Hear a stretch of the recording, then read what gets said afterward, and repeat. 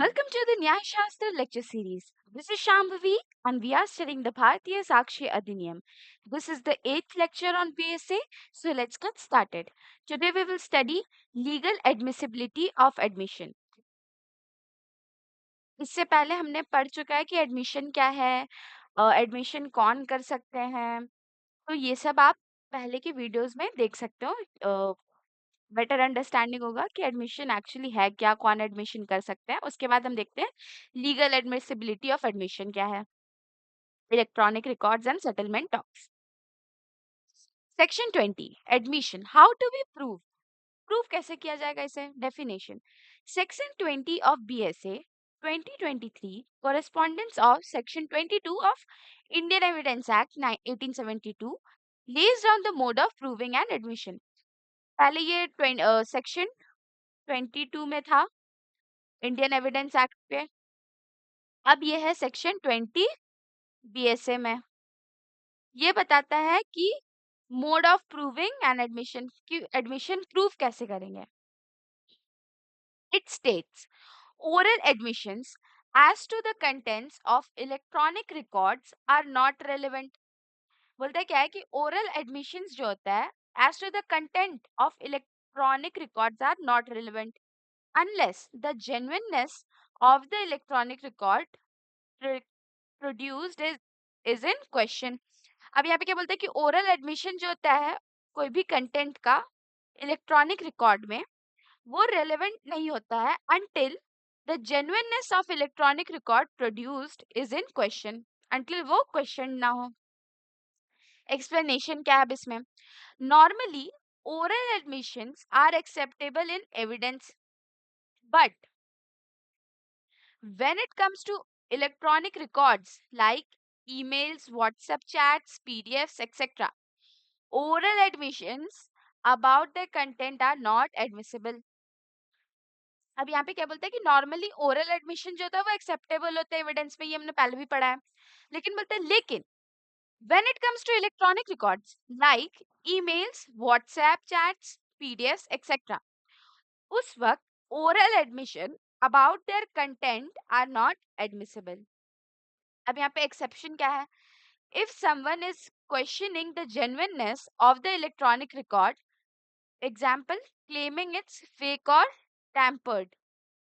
अब कोई जेन्युइननेस के ऊपर, कोई भी इलेक्ट्रॉनिक रिकॉर्ड का जेन्युइननेस पे कोई क्वेश्चन उठा रहा है ये क्लेम करते हुए कि ये फेक है या टैम्पर्ड है, टैम्पर्ड मतलब कि बनावटी है, then oral admissions about its content can be relevant। तो यहाँ पे oral evidence जो है उस कंटेंट का वो रेलेवेंट हो जाएगा। अब इलस्ट्रेशन यहाँ पे क्या है। A claims he never received an email from B about a contract। B says A admitted on a phone call that he got the email। This oral admission is not relevant unless the email's genuineness is being disputed। अब section 21 admission when not relevant, इसका definition दिया हुआ section 21 of BSA में, जो कि पहले था 22 of Indian evidence act में था। In civil cases no admission is relevant if it is made upon an express condition that evidence of it is not to be given। और B बोलता है under circumstances from which the court can infer that parties agreed that evidence of it should not be given। अब यहाँ पे क्या बोलता है कि upon express of condition that evidence of it is not to be given, या फिर under circumstances when from which the court can infer that the parties agreed that evidence of it should not be given। जब opposite party agree कर लिया था parties दोनों कि evidence जो है वो नहीं दिया जाएगा, तब ये सर्कमस्टेंसेस होते हैं जहाँ पे नो एडमिशन इज रेलेवेंट। अब एक्सप्लेनेशन क्या है। This protects compromise settlement stocks.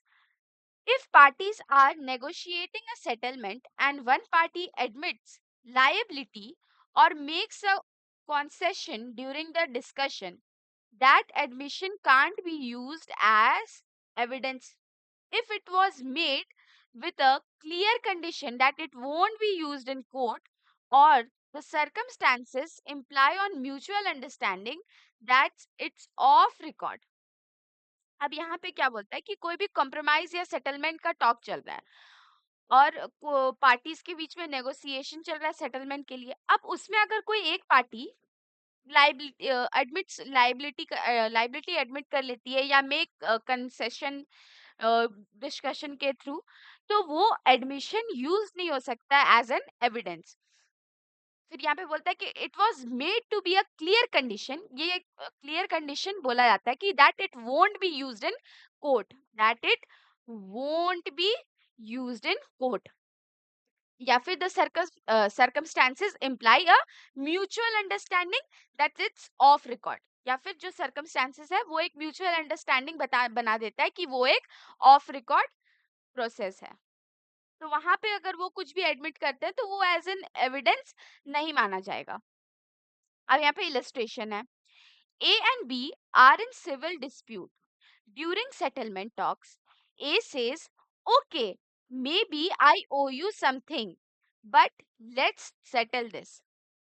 अब यहाँ पे क्या बोलते हैं कि A and B are in civil dispute during the settlement talks, A says okay maybe I O U something but but let's settle this. ये बोलता है कि ए और बी एक सिविल डिस्प्यूट में है, और जब सेटलमेंट का बात चल रहा था तो ए बोलता है कि ठीक है, हो सकता है कि हम तुमको कुछ ओ करते हैं, मतलब हम तुम्हारे बंधे हुए हैं तुमसे किसी चीज के लिए, पर इसको सेटल करते हैं।